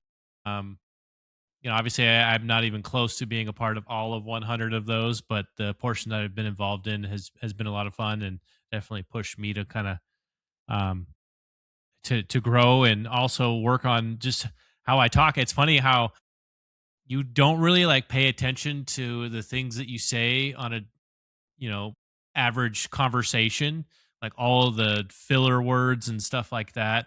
You don't really pay attention to that until all of a sudden you got to be on a mic and you got to be recorded and broadcast yourself in front of everybody, or everybody that listens, I should say, not everybody. um it's funny how you start to pay attention to that, and now it's like made me speak differently in general. I feel like, I don't know about you guys, but even at work, I'm like, I would start to notice, those things where I'd be like, or, this or that, is a big one for me. Yeah. Is up there. I had to and it's tough because is a very functional word. Yes. So it's just that we do tend to overuse it. Like everyone. I mean, the royal we, all of us do. I've never heard someone who doesn't say like a lot. American English, obsessed with the word like. and it is a filler, and it does happen. 100% of every person, even the best podcasters out there, if they are just talking off the cuff, they have fillers. I mean, God, President Obama goes sometimes, and he's one of the best orators the U.S. has had in forever, a very long time. So it happens with everybody. But both of you guys, yeah, Kyle, you as well. I mean, I think it's obvious that you guys listen to the episodes, or at least parts of them, enough to hear yourself and to then consider what you're saying the next time. I do. I don't know that I listen to every episode the full length, but I will usually listen to at least the first like half hour, and sometimes the whole thing, just both from the perspective of, okay, did I edit this right, or how's the volume and stuff, but also just I do want to critique a little bit and hear how I say things, because I will catch myself saying like, or over and over. Mm-hmm. And I hear it a lot when I listen back to it. Like, oh my God, this is terrible. And then you just slowly get better at it. I think I think both of you guys have gotten way better since you first started. And the cool thing, Kyle, you mentioned not being involved in very many of the first 100, but if I have anything to say about it, there's going to be God knows how many episodes of this show. So by the time this show is over, you will have been in more than you were not. Episode 1 billion. Yeah. Hey, I have every notion to be doing this when I'm in my 50s. Yeah. Why not? Assuming the gaming industry doesn't collapse. It won't. I mean, I'm just messing around.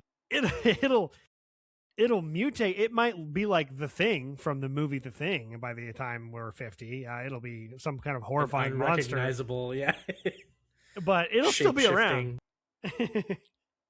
At some point, VR might actually, put itself into the mix and be a real contender. I just think it has to be more practical.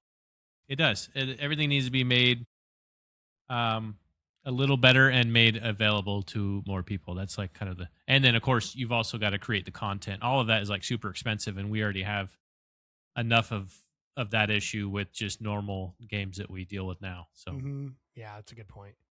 Yeah, I'll be interested to see the future of VR.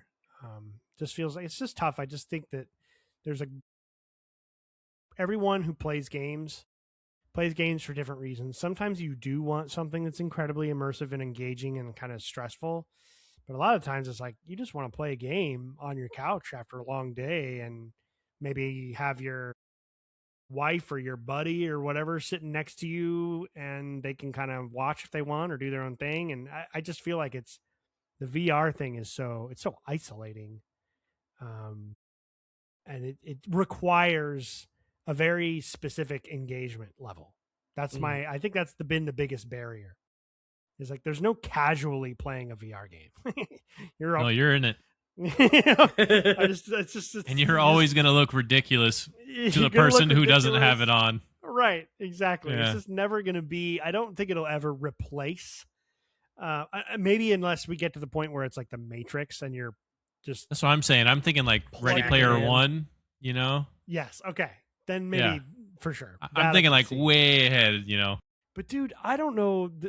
I love scary games, but I don't think I could handle that. Right, yeah, that might be a bridge too far. Dude, we got to go. I know that I've mentioned it before, but we've got to go. What's the name of that freaking place? I can't think of it, but there's a few shops opened up in the Seattle area. And it's just purely like a VR place set up, like where they give you like a backpack for the device that attaches to your VR headset. They have these giant fans that can like simulate like wind coming in. That's really cool. But they have some scary games, and again, this is just like a MetaQuest that it's playing on, so the graphics are not super great. These games are still kind of new in development, so the content's not. But it's surprising, like how much more is added to the scary element just because you're physically in the game, and your brain kind of tricks yourself in that way. So although this zombie that looks horrible graphically is coming after you, like regardless of the graphics, it's like there's something really personal about it. It's a lot of fun. We got to try it out. I would love to do that. We've been talking about that for a while. We've not been able to make that happen, but that would be so fun. It'd be super cool. Did you guys get to the what are some things we're thinking about for episode 100 before we wrap up? And I'll show you the game here in a minute, but I just wanted to. Yeah, I didn't quite get into that. I was too busy reminiscing, but yeah, I guess one of the ideas that I had that might be kind of cool, I would think, is for episode 100, what if we did kind of like a live podcast? Like maybe we did a thing where we streamed on Twitch for 2 hours or whatever it is, like an actual like live show. Um, and we can kind of invite people from the community to kind of come in and like ask questions and maybe even bring people on. So I was thinking like that, and then like maybe like all three of us play some marathon or like something else on stream too, like, and just kind of make a little event out of it. I think would be kind of cool. So that was the idea I had. Super Let's cool. fit it in on a weekend, right? To make sure everybody can be involved. So I think that would be cool. The way to do it. Because I was thinking, honestly, in the back of my mind, I was like, I know that this is kind of something that we wanted to do for your wedding that's coming up, Ian, but like more of kind of like just kind of like a guys' night theme, and making it open to all the guys and gals, if you're ever listening, ladies. But just everybody kind of getting together. Maybe everybody gets their own Mountain Dew, just really kind of set the tone and the vibe. That'd be kind of cool. Just like a little video game get together, like just like the old times playing LAN parties, Yeah, that'd be fun. That'd be awesome. Maybe we could even figure out a way. Yeah, I think marathon would be really cool. I'm trying to figure out if we did if we were live streaming, because we can live stream from Riverside, like this, like a conversation or whatever. So maybe we could do some kind of tier thing like we did that one time, or some kind of activity where we can get input from an audience live, and we can stack our ranking up against the audiences or something like that, something along that line where we can get some kind of interactive show with the people who are showing up, and then maybe do like an after show where we live stream marathon or whatever afterward, or something like that. I think that'd be super cool. That would be cool. And we can, when it comes to tiering things too, let's kind of get a little outside the box. Like, for instance, I want to mention Mountain Dew again, like maybe picking favorite brand or flavor other than this. I mean, obviously, I don't know about you guys, but standard Mountain Dew is number one. But agreed. What about to your thought process here? Following what the guy says on the corporate Zoom fishtail off of that. What if I fishtail off of this? And what up, boy of the ocean? What if we were to rank all the best gaming snacks and drinks? That's what I'm saying. Yeah, stuff like that. So like Mountain Dew and Doritos and like pepperoni pizza, or like there's a million things. There's a fucking million things that's very like gaming related. I like the way you said that. You had like a little flair on it. Pepperoni pizza, little Dom Canzone home run over here, that kind of thing. Mozzarella, little mozzarella. Yeah. Oh my God, you better be fucking Italian if you say mozzarella. I swear to God. That would be super cool. That would be a lot of fun, yeah. We could kind of make it like we could do a multi-tiered thing and people can hang out for as long as they want. We'll have to figure out the logistics of that. And I think if that's the case, we may want to, because the issue is next weekend, so the weekend of the 8th, I work. Now, that doesn't mean I can't do something at nighttime, because there's nothing usually going on in the evenings anyway. So I could definitely do early evening and into the night on Saturday the 8th if we wanted to. We're going to want to do some kind of dry run to learn how everything works, because we've never done anything like this before, and it would suck to be like, all right, episode 100, and the whole thing's just a giant fucking failure. Right. Because we can't get things to work, and someone's internet connection's not working, or like we can't hear the audio. Like we need some kind of way to test it before we make it our episode 100. So we might want to wait and like do episode 100 a little bit later, maybe. So we'll have to look into our schedules. So, we're already playing Halo, so we can definitely squeeze in an experience point off of that. I know we've kind of done one now. Yeah, we kind of just did the Halo, but we could do like within that time we could play Campaign Evolved, and then we could play Combat Evolved, and then do like a full experience point on like the complete back and forth differences. Or we could just start playing through. We could get through all the Halo games, and we could potentially play some of the Halo, like some Halo together on stream if we were still playing it. It just kind of depends on.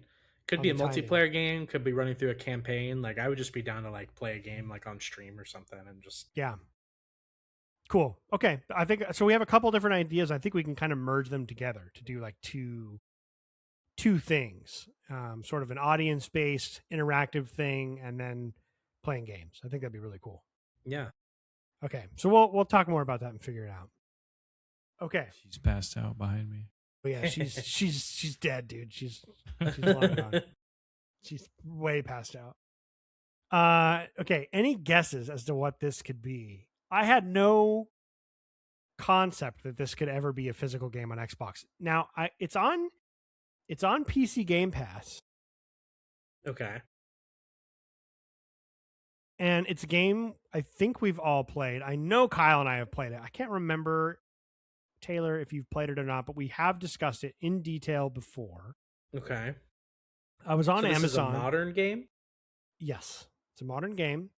I was on Amazon, and I've noticed that Amazon has a bunch of sellers that sell like brand new factory sealed Series X and Xbox One games for dirt cheap. They're like cheaper than you can buy them on eBay. They're brand new. Okay. And so I've bought quite a few over the last few months. So Amazon is now very often. That's what Alicia said. Yeah, I've been buying a lot. I was like, you guys got a game, and she's like, oh, another one. Yeah. Well, I buy them like one at a time, and they're because it's not like usually it's not fulfilled by Amazon directly. They're not primes. They don't get here very fast. So there's this weird lag effect where like I'll buy one and like a week will go by or more, and I'll buy something else like it's like a whole nother paycheck later. But the first one hasn't gotten here yet. So then like they'll both get here at this like 1 day separated, and it just looks like I'm just buying games like crazy when really like I've bought like 4 games over the last 5 months, and they all showed up in like the same 3-day stretch, you know? Yeah. But they're dirt cheap. I mean, that's why I'm buying them. They're like fucking cheap. So Amazon is like, now it's like, oh, this dude wants to buy Series X games because he's a fucking weirdo. And so it's giving them to me, and it suggested this, and I was like, what? That's a physical Xbox game? How is that even possible? I have to buy this. I'm never going to open it. I had to buy it. I have no guesses. I've been trying to figure it out, but I'm like, so it's like a game that released in the last like 5 years or so? It is a PC game. Straight up. This is not a console game. It is obviously it is playable on the console. Somehow these people figured out how to get this to work on a gamepad. Good for them. I am probably never going to play it. Is this a Total War game? You're on the right path. I don't know. I can't even conjure a guess. Kyle got pretty close. Not exactly. Total War. Age of Empires? Oh, yeah. Oh, yes. No, so this is Crusader Kings? Yeah, this like what? Yeah, man, that's been out for a little while. They did a full port over to console. Wow, sure, I get that, but they printed it on a disc and put it in a physical who's buying other than me? Who is buying a physical copy of Crusader Kings 3? What? I thought that was insane. That's cool. I like that. Oh, it's super cool. They did the full thing. It's got the full art on the back and everything. Like, very cool. I mean, I just thought it was so cool. I was like, yeah. Wait, let me see the front cover again. Oh, interesting. So it's a European version. It's got the PEGI rating. Mm-hmm. It's got the PEGI rating. Oh, it could be Canadian. Interesting too. Oh, that's true too. Yeah. But yeah, it doesn't have the ESRB rating. That's a good. It says, and on the back you can see the reason it got the 12 or higher. Oh, it's probably backwards. It says bad language with like a symbol of the curse, like a thought bubble with like an @ pound star and exclamation point. Bad language, violence, and sex. Oh, yeah. Anyway, I knew there was an Xbox version of it, but I never fathomed that they would ever have printed. Yeah, that is pretty weird. That's a physical copy. How interesting! And I was just like, "What a neat thing to have on the shelf!" So I picked it up. That is pretty cool. Crazy, man. All right, any final thoughts, guys, before we wrap this up? No, nice to play Halo again, dude. I can't wait. Yeah, it's gonna be so fun. I'm excited to play through the games with you, Kyle. We were talking about, I don't know that they have more than 2-player co-op in MCC. We'll have to look and see. I don't remember. So we'll have to figure that out. But other than that, I'm very much looking forward to playing through all the games. Cool. All right, guys. Well, that was really fun. Thank you for another great episode. It's Friday for everybody listening, so I'm jealous thinking about that right now. I can't wait for. I need another weekend. Definitely need another weekend. I'm not working this one, so that's 2 straight. It's the first time I've had 2 straight off in a little while, so it feels good. So everyone, enjoy your weekend. Please take some time, play some games. Don't think about work unless you're working, which that sucks for you. Sorry. And stay safe, and we'll catch you guys later. See you guys. Stay safe. Later, guys.